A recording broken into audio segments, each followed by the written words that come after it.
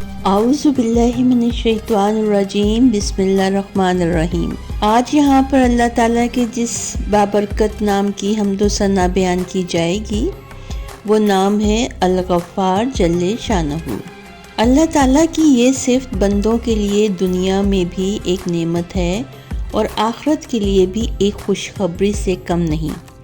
انسان بلا شبہ صغیرہ و کبیرہ گناہوں میں مبتلا ہوتا رہتا ہے، جانے میں انجانے میں وہ برائیوں کا مرتکب ہوتا ہے۔ اللہ تعالیٰ نے انسان کے اندر خیر اور شر کا مادہ رکھا ہے تو ساتھ میں اسے فہم و فراست، عقل و دانش اور ادراک سے بھی نوازا ہے۔ وہ برائی کا ارتکاب کرتا ہے تو اسے معلوم ہوتا ہے کہ وہ برائی یا گناہ کر رہا ہے، چنانچہ اگر وہ اپنی عقل سے کام لے تو برائیوں سے چھٹکارا پا سکتا ہے۔ اللہ تعالیٰ نے اسے اشرف المخلوقات کا درجہ عطا کیا ہے تاکہ وہ اپنے نفس کو قابو میں رکھے، شیطان پر حاوی آ جائے۔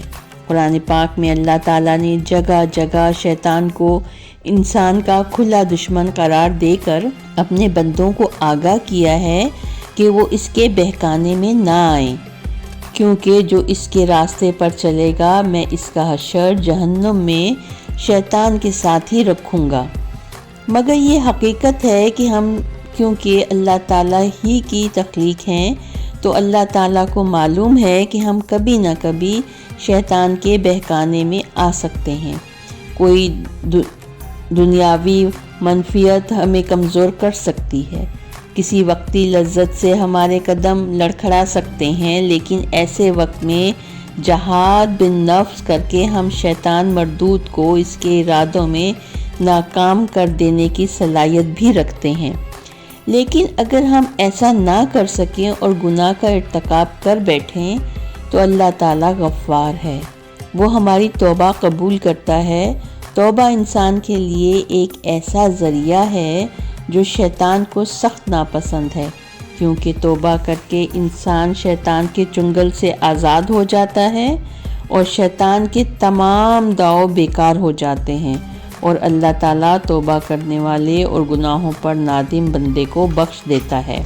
قرآن پاک میں ارشاد ہوتا ہے، اور میں تمہیں غالب بخشنے والے کی طرف بلاتا ہوں۔ حضور صلی اللہ علیہ وآلہ وسلم نے توبہ کے حوالے سے فرمایا کہ اگر تم میں سے کسی شخص کا اونٹ ایک بے آب و گیا صحرا میں کھو گیا ہو اور اس کے کھانے پینے کا سامان بھی اسی اونٹ پر ہو اور وہ شخص اس کو ڈھونڈ ڈھونڈ کر مایوس ہو چکا ہو، یہاں تک کہ زندگی سے بے آس ہو کر ایک درخت کے نیچے لیٹ گیا ہو، اور عین اسی حالت میں وہ دیکھے کہ اس کا اونٹ سامنے کھڑا ہے، تو اس وقت جیسی کچھ خوشی اس کو ہوگی، اس سے بہت زیادہ خوشی اللہ کو اپنے بھٹکے ہوئے بندے کے پلٹ آنے سے ہوتی ہے۔ ارشاد ہوتا ہے، اور یقین مانو کہ وہی زبردست اور گناہوں کو بخشنے والا ہے۔ اللہ تعالیٰ کو اپنی مخلوق سے بہت پیار ہے، اور اسی لیے اس نے اپنی مخلوق کے لیے اس دنیا میں اس کی ضرورت کی ہر چیز فراہم کی ہے، اور الہامی کتب اور انبیاء اکرام کے ذریعے انہیں آگاہ کر دیا کہ ہدایت یافتہ کا کیا درجہ ہے اور نافرمان لوگ یوم حساب کس عذاب کا شکار ہوں گے۔ اپنی مخلوق سے بے انتہا محبت کی وجہ سے اللہ تعالیٰ انسان کو پوری زندگی بار بار توبہ کی توفیق دیتا ہے، اور اپنے غفار ہونے کی وجہ سے انہیں معاف کرتا رہتا ہے۔ حضرت حسن بصری کے عہد میں عطاب الغلام نامی ایک شخص تھا جس کے ظلم و ستم کی داستانیں مشہور تھیں۔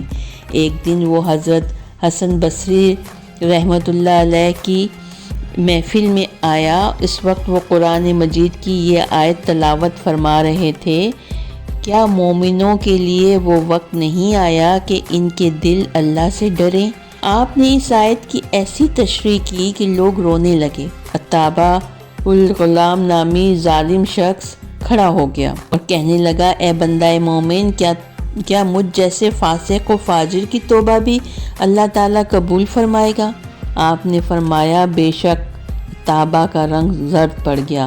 حسن بصری نے کہا کہ درگزر کرنے والا رب ظالم اور گناہ گار کی توبہ کو بھی قبول فرما لیتا ہے۔ اس وقت اتابہ نے سر اٹھا کر 3 دعائیں کیں۔ اے پروردگار، اگر تو نے میرے گناہوں کو معاف کر دیا اور میری توبہ قبول کر لی ہے تو ایسے حافظے اور عقل سے میری عزت افزائی فرما کہ میں قرآن مجید اور علوم دین میں سے جو کچھ سنوں اسے کبھی فراموش نہ کروں۔ اے پروردگار، مجھے ایسی آواز عطا فرما کہ میری قرات کو سن کر سخت سے سخت دل بھی موم ہو جائے، اور اے پروردگار مجھے رزق حلال عطا فرمانا اور ایسے طریقے سے رزق دینا جس کا میں تصور بھی نہ کر سکوں۔ اللہ تعالیٰ نے اتابہ کی تینوں دعائیں قبول فرمائیں۔ اس کی فہم و فراست اور حافظہ حیرت انگیز طور پر بڑھ گیا، اور آواز میں ایسی رقت پیدا ہوئی کہ جب وہ قرآن پاک کی تلاوت کرتا تو ہر سننے والا گناہوں سے تائب ہو جاتا، اور اس کے گھر میں ہر روز 1 پیالہ شوربے کا اور 2 روٹیاں رزق حلال پہنچ جاتی۔ اس واقعے سے معلوم ہوتا ہے کہ گناہ سے توبہ کرنے والا بے گناہ کی مانند ہوتا ہے۔ سورہ نوح میں ارشاد ہوتا ہے، چنانچہ میں نے کہا تم مغفرت مانگو اپنے رب سے، بلا شبہ وہ بڑا بخشنے والا ہے۔ اللہ تعالیٰ کے اس صفاتی نام الغفار میں یقیناً انسانوں کے لیے ایک بہت بڑا انعام ہے۔